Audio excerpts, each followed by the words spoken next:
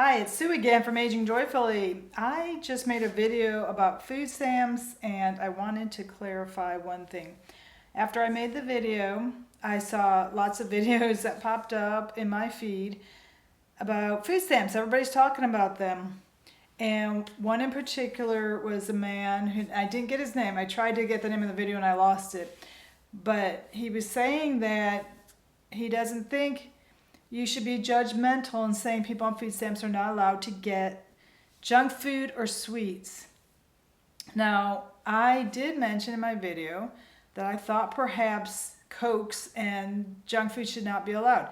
And I want to give my reasoning behind this thought. First of all, food stamps are not intended to cover 100% of your food allowance. I don't know the percent that they're intended to cover, but you are expected to be contributing some of your own money. So if that is true, you could buy all your junk food and Cokes with your own money and use food stamps for the healthy food. 1 in 4 children eat on food stamps.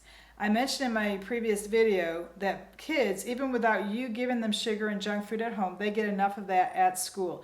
For one, if they are on free breakfast, free lunch, those meals are not healthy at all. There's numerous books and shows made about how unhealthy school lunches are. The budget by the USDA for school lunches is so low, they cannot provide healthy food. It is processed, canned, sugary, salty food, totally unhealthy.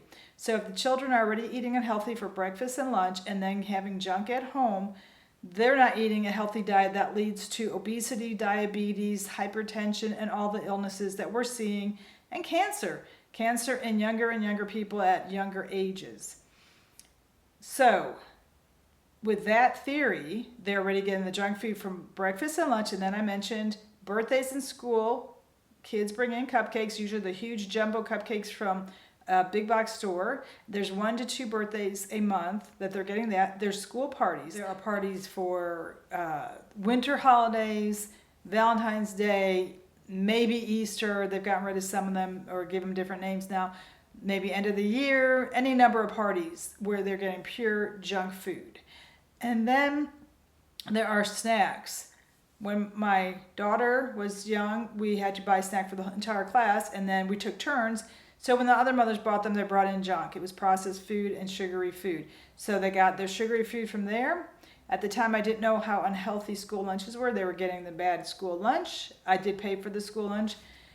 And then we had all the birthdays and our own private parties or the parties they went to, classmates' parties, Christmas celebrations. They got their share of sugary foods. It's not like I mentioned, Mornings with Granny had said she donates sugary food to thrift stores or food, or wherever. She donates these things for these poor kids to get the things that she felt they're being denied. Well, I just don't agree with that because my mother grew up dirt poor. Her father died when she was 5. So she brought bad eating habits with her to our household. And although we did have meals, she did buy sugary cereal for breakfast. And we had peanut butter and jelly for lunch, and dinners were small, and then we always had dessert. So we had plenty of sugar in our diet, which was not healthy. That's why my teeth were all filled at a young age. So I want to compare this. I know that people think that you're denying people on food stamps these things. If they truly want sugar, they're going to find sugar. There's sugar in all of our food in America. There's sugar in bread. There's sugar in everything. They're not going to be denied sugar. Steve, just with his new job that he got, they have a FSA system, flex spending account, that you can put your own money into, and it's tax-free. So you save federal and state tax, which is a big chunk of money. That's roughly 17 to 25%. It's a big chunk.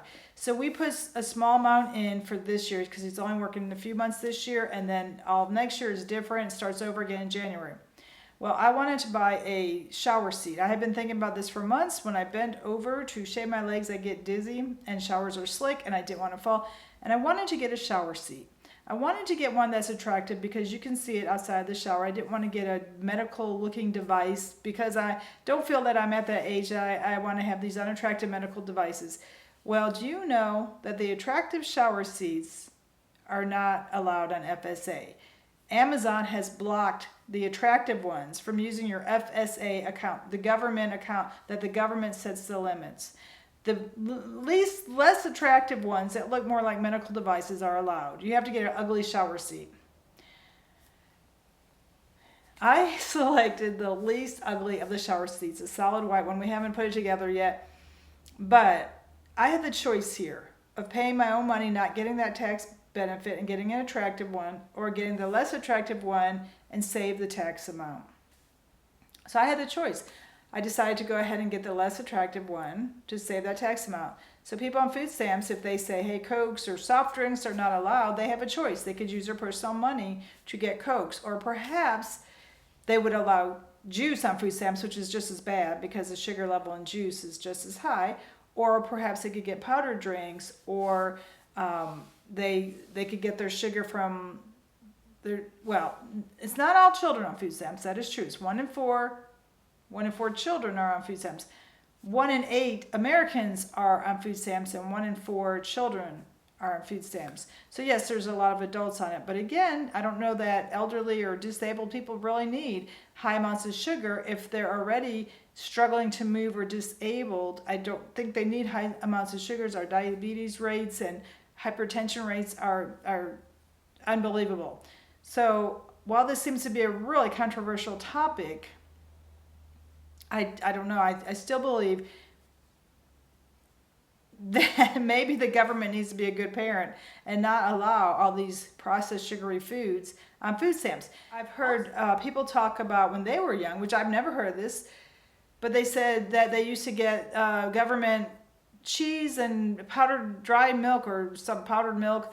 I've never heard of that program, but that was limited products that they got. And then if you're on WIC, that's not even real low income, but it's like maybe a lower end of middle class mothers and pregnant women are allowed to get WIC, and that's limited as to, I believe, milk, cheese, and I don't know, I've never been on WIC, I don't know what that allows, but I think it tends to be the healthier foods. I think it's limited to the items you can get on WIC. I don't know why on food stamps we would find that getting Cokes and then I mean, first of all, you don't get enough to cover the month's food. So why would you put it in the food that's empty calories, that's actually damaging to your children, going to rot their teeth, and then that's going to cause pain, and then will they have money to go to the dentist?